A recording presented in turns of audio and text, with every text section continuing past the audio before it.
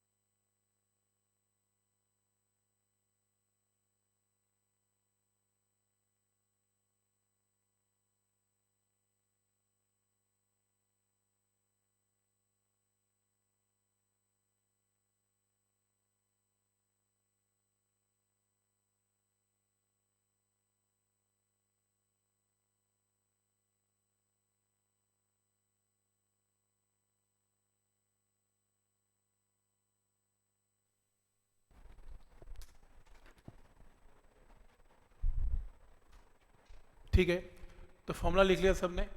अब कैसे यूज करना है इसको एक बार ध्यान से देखो।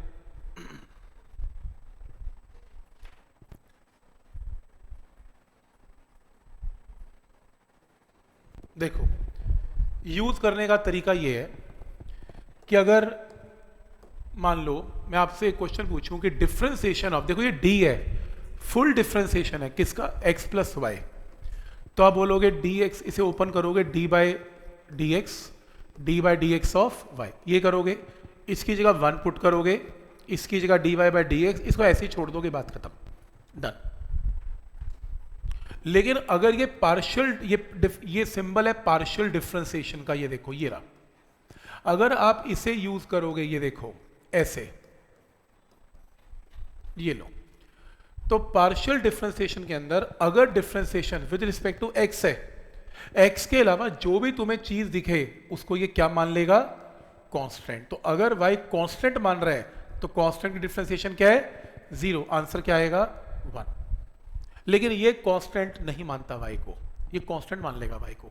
फॉर एग्जांपल अगर partial differentiation with respect to y करनी है, किसकी, x, y एंड z, तो ये x, क्योंकि differentiation with respect to y है और x और z दोनों को क्या मान लेगा, कांस्टेंट, तो इसकी डिफरेंशिएशन 0, इसकी 0, तो आंसर क्या आएगा, dy by D y that is 1। ये डिफरेंस है दोनों में। अगर फुल करेंगे, अगर ये कंप्लीट होती तो आंसर आता dx by D x, dy by D x, dz by D x.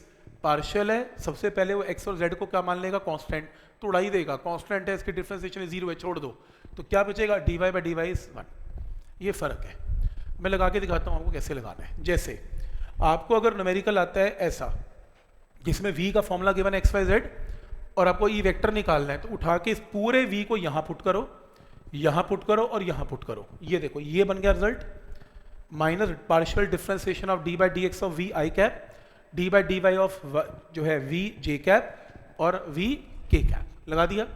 अब देखो ओपन करो, ओपन करना बड़ा आसान है, विद रिस्पेक्ट टू x है ना, तो y और z की तो डिफरेंशिएशन 0 आएगी, वो कांस्टेंट है, इसके लिए छोड़ दो। y है ना, तो ये 0 छोड़ दो, z है ना, छोड़ दो, तो क्या बचा, डिफरेंशिएशन ऑफ 3x बचा, यहां से सिर्फ 2y बचा, वहां से सिर्फ माइनस z बचा, बस, क्योंकि कांस्टेंट्स है ना, छोड़ ही दो, उसकी डिफरेंशिएशन 0 आनी है।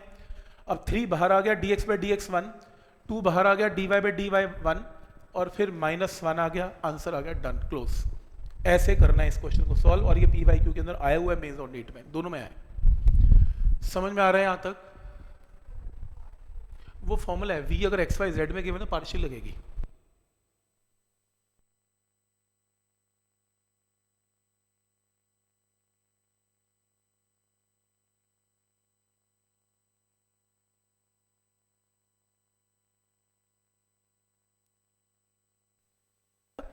जो कैसे ई निकलता है, दूसरा ये बताया कि अगर v x की फॉर्म में गिवन है, y की फॉर्म में गिवन है, क्या करना है, तीसरा ये बताया अगर v x y z की फॉर्म है तो क्या करना है, चौथा अगर आपको ई वेक्टर निकालना है और क्या गिवन है, v गिवन है 2x, ये बता चुका हूं, सिर्फ v x की फॉर्म में गिवन है तो minus dv by D x, बस।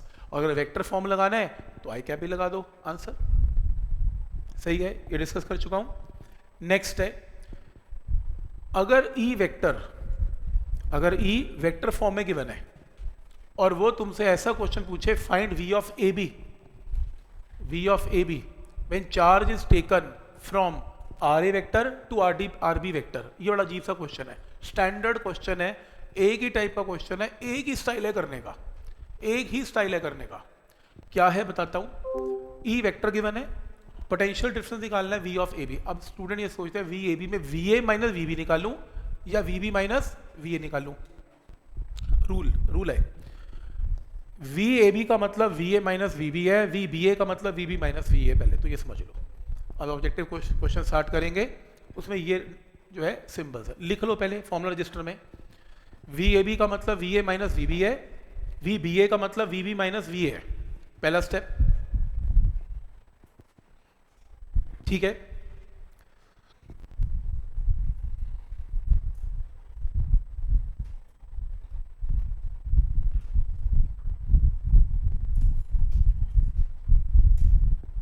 ठीक है, दूसरा स्टेप समझो। पोटेंशियल डिफरेंस का फॉर्मूला मेरे पास एक तो ये formula work done by charge, work done by charge भी पोटेंशियल, पर मैं यूज नहीं कर पाऊंगा, उसने वर्क डन की बात ही नहीं की इसमें, उसने किसकी बात की, ई वेक्टर की बात की। तो ई वेक्टर की फॉर्म में पोटेंशियल डिफरेंस का एक ही फॉर्मूला है, E vector dot D are vector.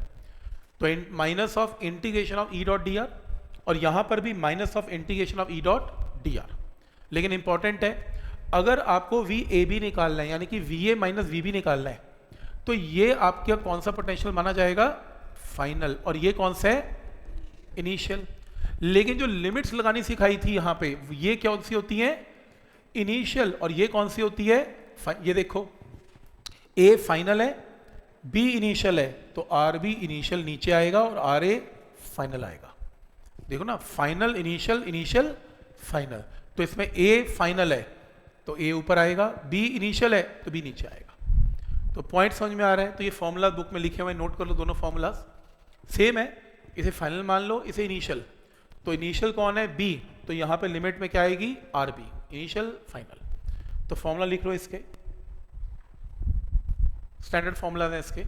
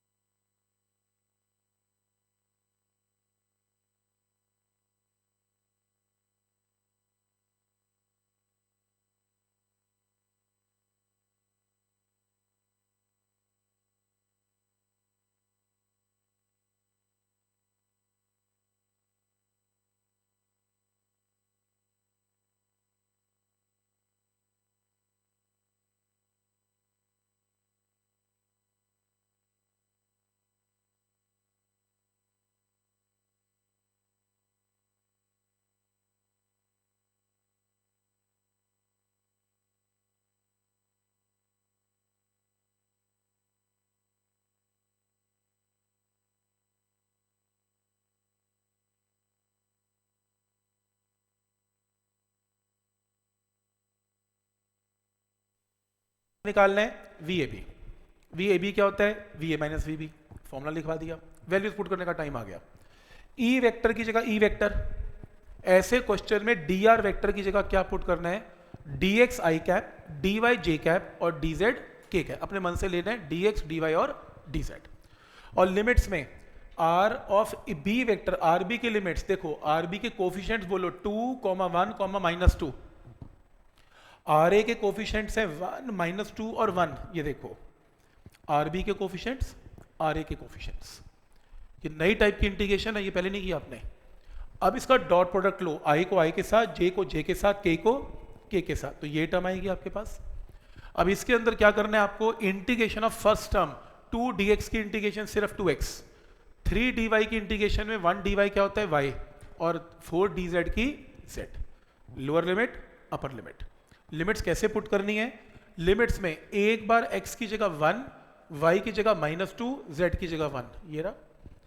फिर दूसरी बार लोअर लिमिट x की जगह, y की जगह और z की जगह, और दोनों को क्या कर लेना है, माइनस आंसर। ये टिपिकल एक ही टाइप की प्रॉब्लम है, ऐसा सोचो कि बार बार क्या करना पड़ेगा, एक ही टाइप की प्रॉब्लम है जिसमें ये लगेगा। ये नॉट फॉर एनसीईआरटी लिख लो यहां बड़ा बड़ा, this is not for school. ये आपके सिर्फ कंपटीशन में आएगा और ये स्कूल में बिल्कुल भी नहीं आएगा। वो कुछ नहीं करेगा, हर क्वेश्चन के अंदर सिर्फ और सिर्फ ई वेक्टर चेंज कर देगा, ई वेक्टर चेंज करेगा, आर ए आर बी के कोफिशिएंट चेंज करेगा। बस आप कुछ ना करना, आपका पहला स्टेप यही रहेगा, वही वेक्टर चेंज करेगा, कोफिशिएंट चेंज करेगा, बाकी एवरीथिंग विल रिमेन सेम। ये आपका नेक्स्ट टाइप की प्रॉब्लम है, कॉम्पिटिटिव प्रॉब्लम है, एनसीईआरटी का इसे कोई लेना देना नहीं है। लिखते रहना कलर्ड पेन से, नॉट फॉर एनसीईआरटी, ताकि स्कूल के लिए मत पढ़ के जाना। नेक्स्ट है, अगर इलेक्ट्रिक फील्ड गिवन है, देख रहे हो ये देखो इलेक्ट्रिक फील्ड, फिर से वेक्टर दे रहा है, मुझे फिर डर है ई डॉट डी आर लगवाएगा पक्का, -E डॉट डी आर लगेगा। तो ई डॉट डी आर लगाएंगे, ई नॉट कह रहे कांस्टेंट है, और क्या कह रहे हैं 0,0 पे ओरिजिन पे इलेक्ट्रिक पोटेंशियल V क्या है 0, ओरिजिन पे इलेक्ट्रिक पोटेंशियल V क्या है 0। Find potential at x not, मुझे पोटेंशियल कहाँ पे निकालना है x नॉट पे। मान लो यहाँ का पोटेंशियल V है, ये जो क्वेश्चन है सिर्फ किस एक्सिस पे हो रहा है x पे, ठीक है x एक्सिस पे। कोई लंबा तरीका नहीं करना, मेथड 2 पे सीधा हो। फॉर्मूला सबको पता है, पोटेंशियल डिफरेंस क्या होता है minus E dot D are. E vector पता है, आर वेक्टर में डी आर वेक्टर में एक्स नॉट आई कैप, वो क्यों? क्योंकि मेरे को एग्जैक्ट डिस्टेंस ए और बी का पता है। कितना पता है एक्स नॉट, डी एक्स क्यों पुट करूंगा, एक्स नॉट पुट करूंगा और पीछे क्या लगाऊंगा आई कैप। तो ठीक है यहां तक एक्स नॉट आई कैप। तो डॉट प्रोडक्ट लूंगा आई को आई के साथ, तो ये टर्म आएगी, और बी का पोटेंशियल कितना गिवन है डायग्राम में निकालना है, बी का पोटेंशियल निकालना है, और ए का क्या है 0। ये देखो बी का निकालना है और ए का क्या है 0। आंसर ऑब्जेक्टिव मार्क कर लेना। आई डाउट ये एनसीईआरटी में आएगी, बट बहुत मुश्किल भी नहीं है, 50-50 है, बट पॉइंट समझ में आ रहा है। कॉम्पिटिशन के अंदर तो आपको दिखेगा इसका कॉन्सेप्ट ऐसा। तो जिन क्वेश्चन में ई वेक्टर फॉर्म में गिवन है उसमें पक्का minus E dot D are का कॉन्सेप्ट लगेगा। समझ में आ रहा है? और अगर आपको एक्सिस डिफाइंड नहीं है तो डी आर में लिखना पड़ेगा डी एक्स आई कैप, डी वाई जे कैप, डी जेड के कैप, और पता है जिसमें एक्स एक्सिस है उसमें आई कैप बस लिख देना है। ठीक है? यहां तक देखो, उसने कहा पोटेंशियल ए पे 0 है, बी पे निकालना है, और एक्स एक्सिस गिवन है, ई वेक्टर गिवन है, x not I cap given है, ए का पोटेंशियल 0 गिवन है, बी का निकालना है आंसर। ठीक, फिर एक बार वो क्या कह रहा है, ये भी objective question, not for NCERT लिख लेना, ये भी not for school, not for NCERT, ये पक्का नहीं आएगा, बिल्कुल नहीं आएगा। ये बहुत लोगों को डाउट है ऑब्जेक्टिव के अंदर, और ऑब्जेक्टिव में आता है।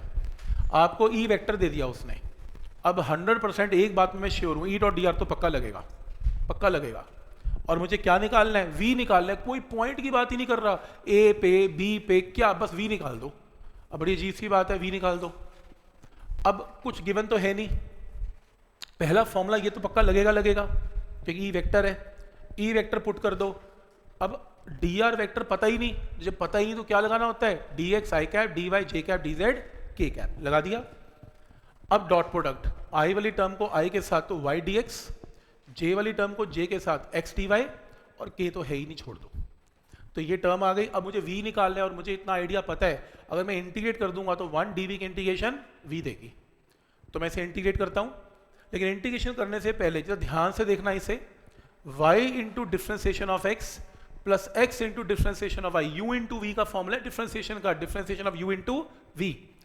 Differentiation of x into y क्या होती थी, x y बाहर आ गया, डिफ्रेंसिएशन ऑफ x बाहर आ गया, डिफ्रेंसिएशन ऑफ y, एक ही बात है। डिफ्रेंसिएशन और इंटीग्रेशन एक दूसरे के उल्टे हैं, तो आपने इंटीग्रेशन और डिफ्रेंसिएशन करना कैंसिल हो जाएगा। लेकिन अगर यह लिमिट होती मैं लिमिट पुट करता, और अगर लिमिट नहीं होती तो एंड में क्या लगाना पड़ता है, एक कांस्टेंट। तो यहां पर ये आंसर ऑब्जेक्टिव आपको मार्क करना है, minus of x y into constant, क्योंकि डिफ्रेंसिएशन इंटीग्रेशन आपस में क्या हो जाती है, कैंसिल। क्योंकि डिफ्रेंसिएशन करो और फिर इंटीग्रेशन करो तो दोनों एक दूसरे का उल्टा प्रोसेस है। तो ऐसा ऑब्जेक्टिव आपको दिखेगा किसी भी कंपटीशन के अंदर, तो इकलौता यही एक ऑब्जेक्टिव आया हुआ है, वैसे रूटीन में आने वाली चीज़ नहीं है ये। ठीक, तो ये हमने क्वेश्चन कर लिया था, ये हमने लास्ट टाइम कर लिया था, और ये भी हमने डिस्कस किया था, ये